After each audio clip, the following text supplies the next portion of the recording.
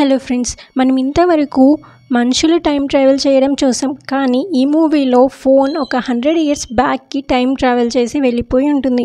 Movie start చేస్తే తిను మన హీరో. ఈ మూవీ టోకియో 2008 అని ఉంటుంది. మన హీరోయిన్ మొబైల్ అనుకోకుండా టైం ట్రావెల్ చేసి సేమ్ ప్లేస్లో ఉన్న హీరోకి వెళ్ళి తగులుతుంది. అప్పుడు హీరో వాళ్ళకి మొబైల్స్ ఎలా యూజ్ చేయడమో కూడా తెలియదు, కానీ అనుకోకుండా కాల్ ఆన్సర్ చేస్తూ ఉంటాడు. అప్పుడు హీరోయిన్ చెప్పుద్ది, అనుకోకుండా నా ఫోన్ అనేది మీకు దగ్గరికి వచ్చింది, దాన్ని మళ్ళీ నా ప్లేస్కి తెచ్చి ఇవ్వండి అంటే అప్పుడు హీరోని నేనున్న ప్లేస్కి వచ్చి తీసుకొని అని చెప్పేసి అడ్రస్ అయితే చెప్పి ఉంటాడు. అప్పుడు హీరోయిన్ సరే అని చెప్పేసి కాల్ కట్ చేసి ఉంటుంది. Next day morning heroine hero చెప్పిన ప్లేస్కి అయితే వెళ్ళి వెయిట్ చేస్తూ ఎంక్వైరీ చేస్తూ ఉంటుంది.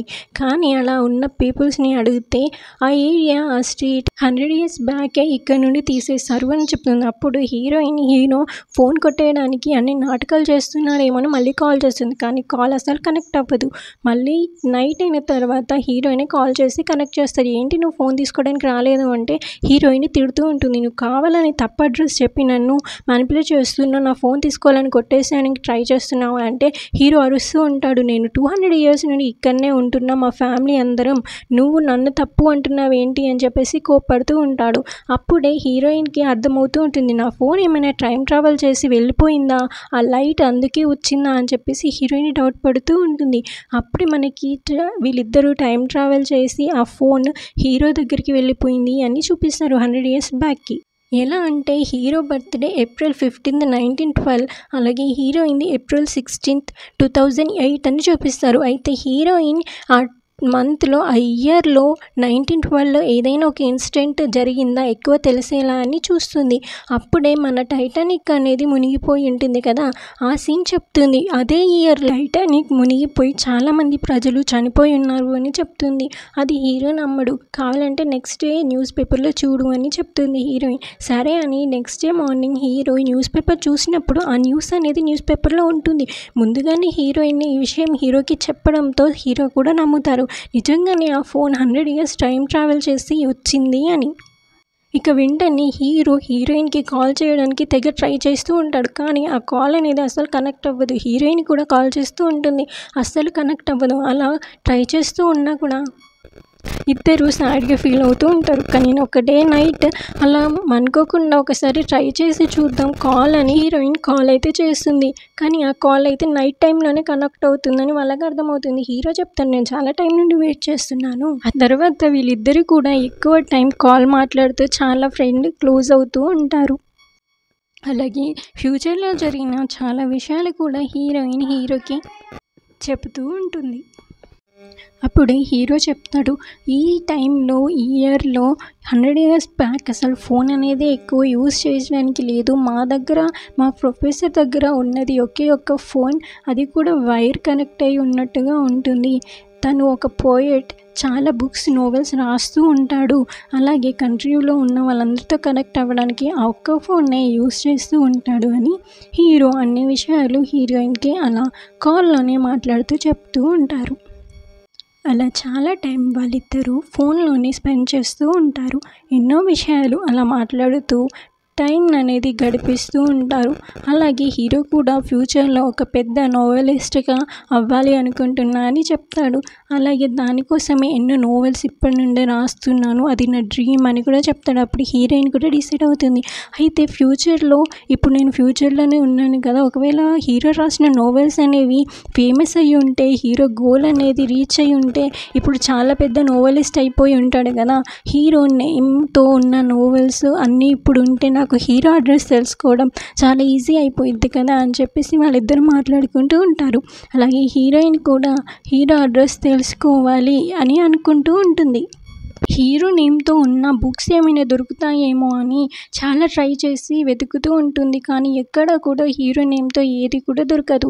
అలా సెర్చ్ చేస్తూ ఉన్నప్పుడే హీరోయిన్కి ఒక క్లూ అయితే దొరుకుతుంది. వాళ్ళ స్టెప్ ఫాదర్ చాలా బుక్స్ని నరేట్ చేస్తూ స్పెషలిస్ట్ అయ్యి ఉంటాడు అని. అలా స్టెప్ ఫాదర్ని హెల్ప్ అడిగితే ఏమైనా చేస్తాడేమో అనుకుంటుంది, కానీ హీరోయిన్కి వాళ్ళ స్టెప్ ఫాదర్ అంటే అస్సలు నచ్చడు. అయినా కూడా హీరో కోసం, హీరో డీటెయిల్స్ తెలుసుకోవడం కోసం అలా స్టెప్ స్టెప్ ఫాదర్ దగ్గరికి వెళ్ళి మాట్లాడుతూ ఉంటుంది.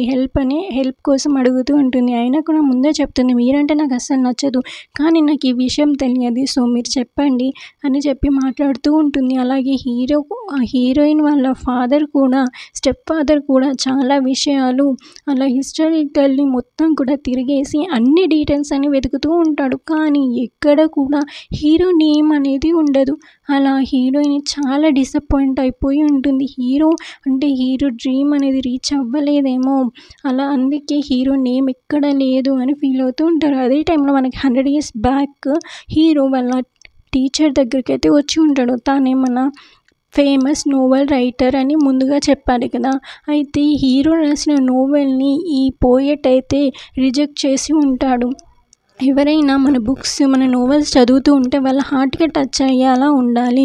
నువ్వు ఉన్నది ఆల్రెడీ నడుస్తున్నది ఇంకెవరిది రాసినట్టుగా ఉంది, ఇదంతా వర్కౌట్ అవ్వదు అని చెప్పేసి ఉంటాడు. హీరో కూడా సరే నేనెందుకు వేరే వాళ్ళది రాయాలి, నేనే నా ఓన్గా ఏదైనా రాస్తాను అని చెప్పేసి అలా థింక్ చేస్తూ ఉంటాడు. కానీ అదే టైంలో హీరోయిన్ కాల్ చేయడానికి ఇబ్బంది పడుతూ ఉంటుంది. ఎందుకంటే హీరో తన ఫ్యూచర్లో గోల్ రీచ్ అవ్వలేదు కదా, ఆ విషయం ఎలా చెప్పాలి అని ఫీల్ అవుతూ ఉంటుంది. కానీ ఏదో విధంగా హీరో కాల్ చేస్తే ఇంకా లిఫ్ట్ చేసి మాట్లాడుతూ ఉంటారు. అదే టైంలో హీరో చెప్తూ ఉంటాడు, నువ్వు ఏమీ నాకు చెప్పొద్దు, ఒకవేళ నువ్వు ఏదైనా చెప్తే అప్పుడు నాకు ఫ్యూచర్ గురించి ఎగ్జైట్మెంట్ ఉండదు కదా, నేను ఏం చేయగలుగుతాను, ఏం చేస్తాను అని, నువ్వేం చెప్పొద్దు, నా ఫ్యూచర్ గురించి నేనే తెలుసుకుంటాను ప్రతి విషయం అని అంటుంది. ఇంకా హీరోయిన్ కూడా అక్కడికే హ్యాపీ అయిపోయి ఉంటుంది. ఆ తర్వాత వాళ్ళిద్దరూ నెక్స్ట్ డే డేట్కి వెళ్దామని అలా మాట్లాడుతూ ఉంటారు. ఈ సీన్ చూసాక అదే టైంలో అక్కడ హీరోయిన్కి వాళ్ళ స్టెప్ ఫాదర్ అండ్ మమ్మీ కూడా హీరోయిన్ దగ్గరికి వచ్చి ఉంటారు.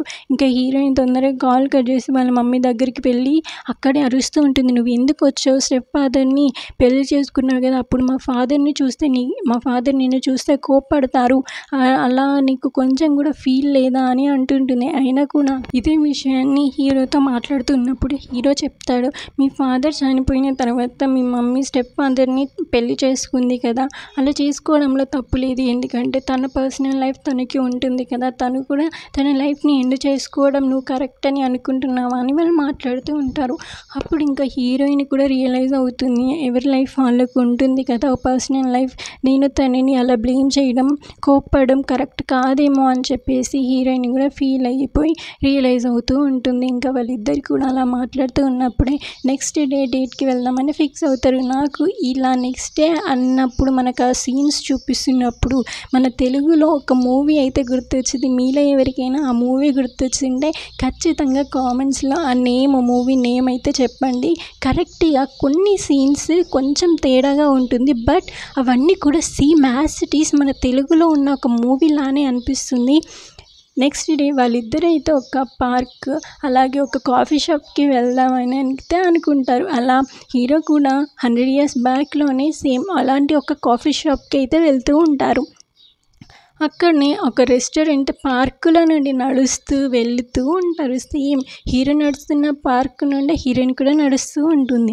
అలాగే ఒక రెస్టారెంట్లో కూర్చొని సేమ్ ఫుడ్ హీరోయిన్ ఏదో ఆర్డర్ చేస్తుందో హీరో కూడా అదే ఆర్డర్ చేస్తూ తింటూ ఉంటారు. Same table. అలాగే షాప్ దగ్గర అలా వేలు నడుస్తూ ఉన్నప్పుడు హీరోకి ఒక షాప్ అయితే కనిపిస్తూ ఉంటుంది. ఆ షాప్లో ఒక మిర్రర్ని అయితే హీరోయిన్కి గిఫ్ట్ చేయాలి అనుకొని ఆ మిర్రర్ పైన ఒక మెసేజ్ని అయితే రాసి 100 years తర్వాత ఒక అమ్మాయి ఈ గిఫ్ట్ తీసుకోవడానికి వస్తుంది, దాన్ని వాళ్ళకి అందించండి అని చెప్పేసి ఆ షాప్ అతనికి చెప్తాడు. కానీ ఆ షాప్ అతని, నేను అప్పటికి బ్రతికే ఉండను, నువ్వు ఇవ్వద్దు, నాకు ఈ రెస్పాన్సిబిలిటీ పెట్టద్దు అని అంటాడు.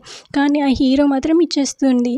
అప్పుడే హీరో ఇచ్చినప్పుడే ఆ ఓల్డ్ మైన్ పక్కన ఒక చిన్న పాప ఉంది కదా, ఆ పాపే ఇప్పుడు ముసలామె అయిపోయి ఉంటుంది. ఆ ముసలామె ఇప్పుడు ఆ హీరోయిన్ని చూడగానే చాలా హ్యాపీగా ఫీల్ అవుతుంది. ఎందుకంటే వాళ్ళ డాడీ లాస్ట్గా ఇచ్చిన మాటని ఇప్పుడు హీరోయిన్కి ఆ మిర్రర్ ఇచ్చి ఈ ముసలావిడ మాట నిలబెట్టుకుంటుంది. కాబట్టి ఆ గిఫ్ట్ని హీరోయిన్కి అయితే ఇచ్చేసి ఉంటుంది. ఆ ముసలామె ఆ మిర్రర్ పైన ఉన్న మెసేజెస్లో ఏముంటుందంటే, మన హార్ట్ అయితే ఎప్పుడు కలిసే ఉంటుంది, మన సోల్స్ మనం ఎంత డిస్టెన్స్లో ఉన్నా 100 years డిస్టెన్స్లో ఉన్నా కూడా అని ఉంటుంది.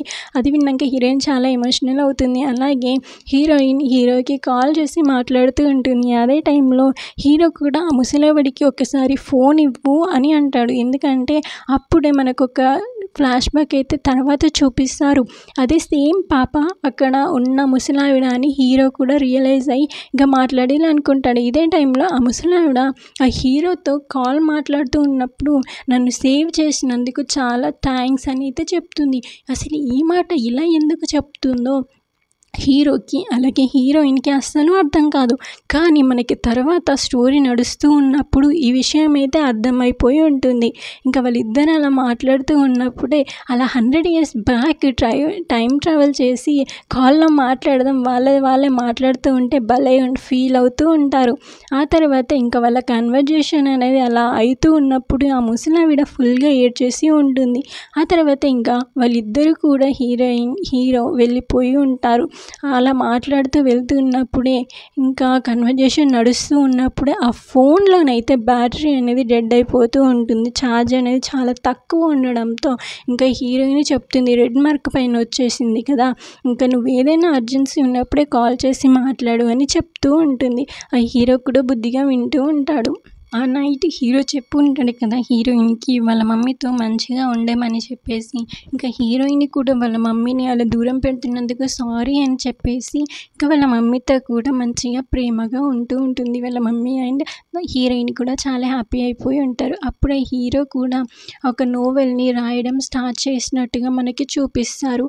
ఈ టైం ట్రావెల్ సీన్నే మనకి మళ్ళీ చూపిస్తూ ఉంటాడు. అలాగే హీరోయిన్ కూడా చాలా ఫోన్స్ని అలా పడేసి అయితే ఉంటుంది. ఎందుకంటే ఇక్కడ 100 years బ్యాక్ మన హీరో దగ్గర ఫోన్లో ఛార్జ్ అయిపోతుంది కదా, ఈ ఫోన్ అయినా టైం ట్రావెల్ చేసి వెళ్తే బాగుండు, ఇంకా ఎక్కువ మాట్లాడుకోవచ్చు అని. కానీ అలా అయితే జరగదు. అట్లాగే ఒక ఫ్యామిలీ మీటింగ్ పెట్టుకున్నప్పుడు స్టెప్ ఫాదర్ అనేది ఒక మెసేజ్ అయితే హీరోయిన్కి తెచ్చి ఉంటాడు. ఏంటి అంటే అలా రాసిన ఒక పోయట్ యొక్క స్టూడెంట్ నేమ్ అయితే మన హీరో నేమ్ అని ఒకటి చెప్తాడు. అదే టైంలో హీరో అనేది ఇలా ఒక డేట్లో ఇదే రోజు చనిపోయాడన్న విషయం ఆ ఫాదర్ చెప్పిన వెంటనే హీరోయిన్కి కూడా అర్థమైపోతుంది. అంటే ఈ రోజే చనిపోతున్నాడా హీరో అని. ఇంకా వెంటనే హీరోకి కాల్ చేసి నువ్వు ఎక్కడున్నావు వెంటనే ఇంటికి వెళ్ళిపో అని చెప్తుంది.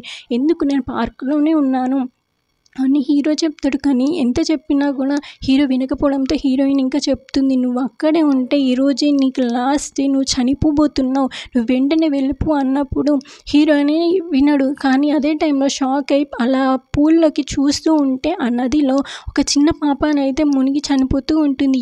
ఆ పాప ఎవరు అంటే ఇందాక మనకు ఆ షాప్లో ఆ ముసలావిడ అని చూపించాం కదా, అంటే 100 years బ్యాక్ ఆ చిన్న పాపే కదా ఆ ముసలావిడ.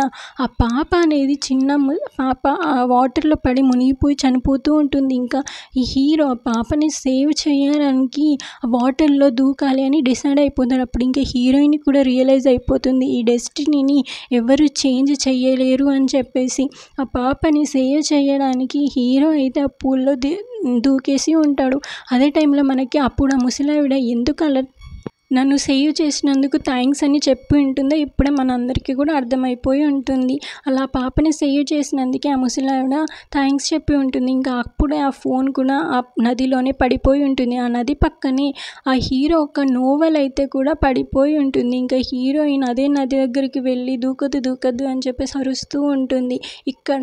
కానీ అదే టైంలో ఇంకా పక్కనే ఒక రాయి పైన హీరో యొక్క సమాధి అయితే ఉంటుంది. ఇంకా దాన్ని చూసి ఫుల్ ఎమోషనల్ అయిపోయి ఉంటుంది హీరోయిన్. ఆ తర్వాత అది ఎవరు ఎక్కడి నుండి వచ్చిందని ఎంక్వైరీ చేస్తే వీళ్ళ స్టెప్ ఫాదర్ కూడా చాలా ప్రొఫెషనల్ అయి ఉంటాడు కాబట్టి అలా ఎంక్వైరీ చేసి ఆ హీరో యొక్క నోవెల్ అయితే మాత్రం కనిపెట్టేసి ఉంటాడు. అది చదివి చూస్తే 100 years బ్యాక్ హీరో రాసింది ఏంటి అంటే టైం ట్రావెల్ చేసి ఒక అమ్మాయితో లవ్ అని చెప్పేసి అలా నోవెల్ ఎంతో ఎమోషనల్గా చాలా మంచిగా రాసి ఉంటాడు. ఇంకా అది చదువుతూ అందరూ కూడా ఎమోషనల్ అయిపోయి ఎంత మంచి పోయట్, చాలా బాగా రాశాడు అని అనుకుంటూ ఉంటాను. అలాగే హీరోయిన్ ఇంకా ఆ నోవెల్ని పబ్లిష్ చేసి ఉంటుంది చాలా బుక్స్లా. అలాగే చాలా ఫేమస్ కూడా అయిపోయి ఉంటుంది. ఇంకా ఆ బుక్ని ముందుగా హీరోకే డెడికేట్ చేస్తున్నట్టు ఫస్ట్ బుక్ తీసుకొచ్చి ఆ హీరో సమాధి ఉంటుంది కదా అక్కడే పెట్టేసి ఉంటుంది.